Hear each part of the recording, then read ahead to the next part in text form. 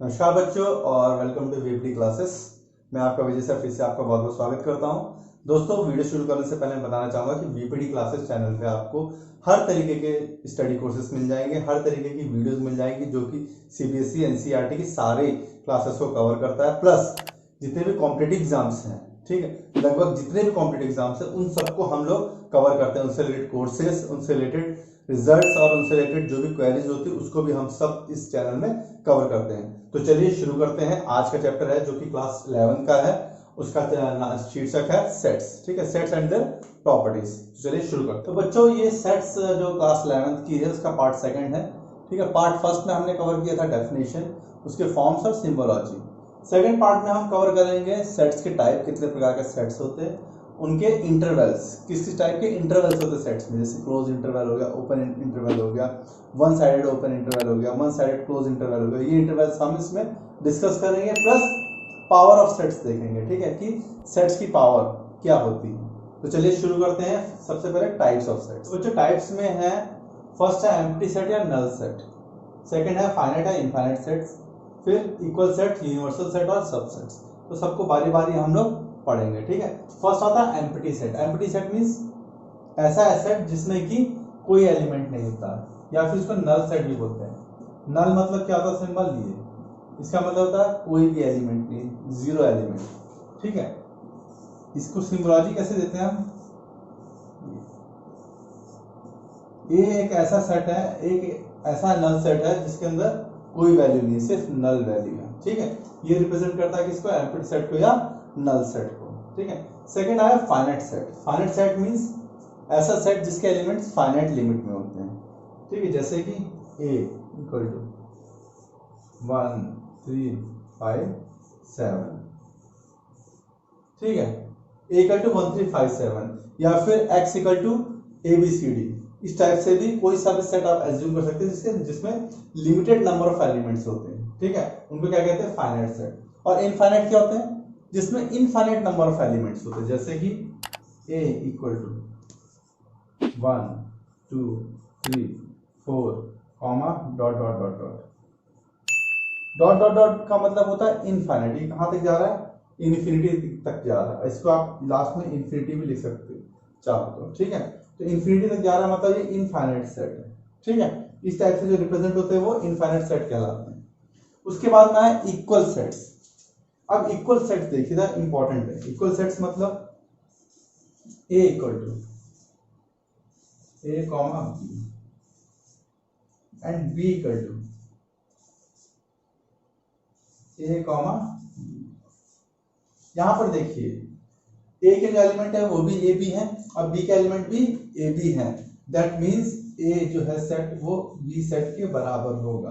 That these are called equal sets. ठीक है, अब इसमें कई लोगों को डाउट होता है, वो भी मैं क्लियर करता हूं कैसे।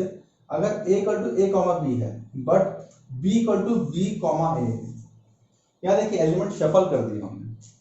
एलिमेंट्स अगर शफल कर दिए तो उससे कोई दिक्कत नहीं, कोई प्रॉब्लम नहीं। ठीक है, ये तब भी इक्वल होंगे। बस एक कंडीशन ये आती है कि इसमें जो एलिमेंट्स हैं और नंबर ऑफ एलिमेंट्स हैं वो सेम होने चाहिए। जैसे इसमें लिख रखा है a इक्वल टू, मैंने लिख दिया a comma b comma c and b equal to लिख दिया मैंने a कॉमा b।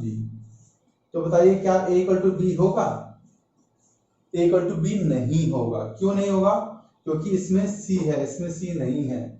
मींस जितने नंबर ऑफ एलिमेंट्स इसमें उतने नंबर ऑफ एलिमेंट्स में मिसिंग है, इसलिए इक्वल सेट नहीं माने जाएंगे। हाँ, अगर इसकी जगह ये लिखा होता हमने c comma b comma a या c comma a comma b लिखा होता, तब भी ये इक्वल सेट माने जाते। समझ गए ये इक्वल सेट्स कैसे आते हैं। दूसरी चीज, जो आपके बुक्स में क्वेश्चन दे रखे हैं, इससे रिलेटेड कुछ क्वेश्चंस हैं वो मैं डिस्कस करूंगा। तो देखिए, इक्वल सेट्स का मैंने 2 एग्जांपल लिए हुए हैं। ठीक है, वो आपको डिसाइड करना है जिस टाइप के क्वेश्चंस बुक में दिए जाते हैं। ठीक है, ये तो बहुत इजीली है, इससे थोड़ा टफ फॉर्म में दिए जाते हैं। जैसे मैंने एक सेट ए है जो कि क्या है, ए ई आई ओ यू है। दूसरा सेट क्या है, x such that x is a vowel. तो यहाँ पर आपको सीधे सीधे समझ में आ रहा है क्या, ए इक्वल टू बी है, मतलब इक्वल सेट्स हैं दोनों। दूसरा क्या लिया है मैंने, एक सी सेट है। सी सेट क्या, 2 3 4 5। ठीक है, और डी सेट है, उसमें क्या लिखा है, डी क्या है, x है, such that x belongs to, x is between 2 and 5, 2 and 5 मतलब 2 3 4 5, ठीक है, that means C equal to D है। ये इक्वल सेट्स हो गए। इस फॉर्म में भी आपकी बुक में कई सारे क्वेश्चन और पूछा गया है कि state whether these sets are equal और नॉट, ठीक है। तो बड़ी आसानी से आपको जज करना है और ये देखना, ध्यान लगाना है कि नंबर ऑफ एलिमेंट्स और सेम टाइप के एलिमेंट्स होने चाहिए, चाहे आपस में शफल किए हुए कोई दिक्कत नहीं इससे, ठीक है, शफलिंग हो सकती है, बट नंबर ऑफ एलिमेंट्स और सेम टाइप ऑफ एलिमेंट्स होने चाहिए, ठीक है। ये चीज समझ गए। तो हम नेक्स्ट आते हैं। तो बच्चों 3 सेट हम कवर कर चुके हैं। नेक्स्ट सेट आता है यूनिवर्सल सेट। जैसा कि नाम ही दिखा रहा है यूनिवर्सल सेट, मतलब एक ऐसा सेट जो कि यूनिवर्सल हो। मींस यूनिवर्स मींस ऐसी चीज जिसके अंदर सारी चीजें समाहित हो, मतलब एक ऐसा सेट। यूनिवर्सल सेट को हमेशा यू से डिनोट करते हैं। और यूनिवर्सल सेट जो होता है उसके अंदर हर चीज होती है। हर चीज मतलब एवरीथिंग इंक्लूडिंग नल। नल को इंक्लूड करते हुए हर चीज होती है। A comma B comma C comma up to Z तक होंगी, अगर ए बी सी डी है तो। नहीं तो U equal to null comma 1 comma 2 comma 3 comma up to infinity, अगर नेचुरल नंबर है तो, ठीक है। और अगर हमने लिया है इंटीजर्स तो माइनस इंफिनिटी से प्लस इंफिनिटी, ठीक है। ये यू के अंदर आएगा। ये यू मतलब जिस टाइप का सेट लिया है आपने, जिस एलिमेंट, जिस स्पेसिफाइड एलिमेंट को लिया है, उसके सारे एलिमेंट्स कवर होंगे इस यूनिवर्सल सेट में, इंक्लूडिंग नल। बच्चों ये बात बहुत ध्यान से रखना कि यूनिवर्सल सेट में नल मतलब जो 5 होता है वो हमेशा इंक्लूड रहेगा उस एलिमेंट में, ठीक है। इसकी जरूरत पड़ती बाद में, हमें कैसे पड़ती वो दिखाएंगे हम, ठीक है। तो ये हुआ यूनिवर्सल सेट। नेक्स्ट है सबसेट, ठीक है। तो सबसेट देखते हैं। सबसेट मींस किसी का सेट होना, मतलब सपोज करो आपके पास क्या है, टोकरी है। मैंने सबसे पहले एग्जांपल लिया था मैंगोस की टोकरी। तो मैंगो है टोकरी के अंदर, टोकरी है ट्रक के अंदर, मतलब mango is a subset of टोकरी एंड टोकरी is a subset of truck. मतलब जो जिसके अंदर है वो उसका सबसेट होगा। जैसे कि मैंगो, सबसेट का जो सिंबल होता है वो ये होता है, ठीक है। सी के फॉर्म में होता है, या फिर लेफ्ट साइडेड यू बोल सकते हो, ठीक है। Mango is a subset of टोकरी एंड टोकरी is a subset of truck, क्योंकि मैंगो ट्रक टोकरी के अंदर है और टोकरी ट्रक के अंदर है। ये सबसेट का फॉर्म होता है, मतलब मैंगो इसके अंदर समाहित है और टोकरी किसके अंदर समाहित है, ट्रक के अंदर समाहित है। यही सबसेट का मतलब होता है। इसको एग्जांपल लेके देखते हैं। जैसे a इक्वल टू है लिया 1 2 3, ठीक है। a का एलिमेंट क्या है 1 2 3 और b का एलिमेंट क्या है 1 2 3 4। अब देखिए यहां पर a के जो सारे एलिमेंट हैं, a के सारे एलिमेंट b के अंदर आ रहे हैं, ठीक है। और b के उससे ज्यादा है, मतलब a क्या है, a पूरा b के अंदर समाहित है, मतलब A is a subset of B, ठीक है। इसको इस तरीके से सिंबल लिखा जाएगा, समझ में आया। लेफ्ट साइड में उसको लिखा जाता है जो कि समाहित है, मतलब mango is a subset of टोकरी, ठीक है। तो इनका जो ये मैग्नेटिक हॉर्स शू है ना, जो इसका मुंह किस तरफ होगा, जिसके अंदर वो समाहित है, मतलब A के सारे एलिमेंट B के अंदर है, मतलब A क्या होगा, B का सबसेट होगा, ठीक है। जैसे मैंने एक एग्जांपल और लिया, जैसे x equal to a comma b comma d comma e लिखा है एंड y इक्वल टू मैंने लिखा है a कॉमा e लिखा है, ठीक है। अब ये जो y है, y का एलिमेंट, x का एलिमेंट y में तो नहीं आ रहे, सारे नहीं आ पा रहे, कॉमन सेंस की बात है, बट y के सारे एलिमेंट x के अंदर आ रहे हैं। देखिए a और e आ रहे हैं, मींस y जो है, y is a subset of x, ठीक है। ये सिंबोलॉजी आ जाएगी, ये सिंबल आ जाएगा सबसेट, ठीक है। y किसका सबसेट है, x का सबसेट है। तो ये चीज आपको समझ में आएगा, सिंबल सबसेट का मतलब क्या होता है, ठीक है। तो ये टाइप्स इसके खत्म। तो बच्चों नेक्स्ट आता है इंटरवल्स, ठीक है। इसमें कुछ इंटरवल्स होते हैं सेट्स के अंदर, open interval, closed interval, left close interval, left right interval, left close या फिर right open interval. Right close मतलब लेफ्ट ओपन इंटरवल। कैसे होता है चलिए देखते हैं, इनकी सिंबोलॉजी कैसी होती है। देखिए A equal to A comma B, ठीक है। ये जो इंटरवल होते हैं, ये जो ब्रैकेट्स होते हैं, ठीक है, इनका मतलब होता है क्लोज्ड इंटरवल। क्लोज्ड इंटरवल मतलब, क्लोज्ड इंटरवल का मतलब होता है x should include a and should include b with equality, ठीक है। मतलब x क्या होगा, a के इक्वल भी होगा और उससे बड़ा भी होगा, b से छोटा होगा और उसके इक्वल भी होगा, मतलब a और b को इंक्लूड करेगा, ठीक है। उसको क्या बोलते हैं हम, क्लोज्ड इंटरवल। क्लोज्ड इंटरवल मतलब जो लेफ्ट लिमिट और राइट लिमिट है दोनों इंक्लूड हो रही हैं, दोनों आ रही हैं, उसे क्या कहते हैं हम, क्लोज्ड इंटरवल। मतलब अगर 1, 2, 3, 4 लिखा है इस तरीके से, ठीक है, a इक्वल टू, इसका मतलब इसमें 1 भी इंक्लूड होगा और 4 भी इंक्लूड होगा, ठीक है। इसकी वैल्यू मतलब क्या आ जाएगी, अगर सेट के फॉर्म में लिखेंगे तो 1, 2, 3, 4 होगी सेट के फॉर्म में अगर लिखना है तो, ठीक है। ये a की वैल्यू होगी। उसके बाद में आता है ओपन इंटरवल। ओपन इंटरवल का मतलब होता है a कॉमा बी, ये होता है ओपन इंटरवल, ठीक है। ओपन इंटरवल सिंपल ब्रैकेट्स मतलब, इसका मतलब ये होता है कि x a से बड़ा है और b से छोटा है बट उनको इंक्लूड नहीं कर रहा है, मतलब दोनों को, लेफ्ट लिमिट और राइट लिमिट दोनों को इंक्लूड नहीं कर रहा है, इसके अंदर की वैल्यूज को इंक्लूड कर रहा है। मतलब अगर यही एग्जांपल लें हम, a इक्वल टू 1, 2, 3, 4, तो अगर इसका अगर हम ओपन इंटरवल लें तो क्या आ जाएगा, a इक्वल टू 2, 3 ओनली, ठीक है। इस लिमिट को हटा देंगे, इस वैल्यू को हटा देंगे और इस वैल्यू को हटा देंगे ओपन इंटरवल में, ठीक है। तो 2, 3 सिर्फ सेट आ जाएगा, बच जाएगा अगर ये ओपन इंटरवल होगा।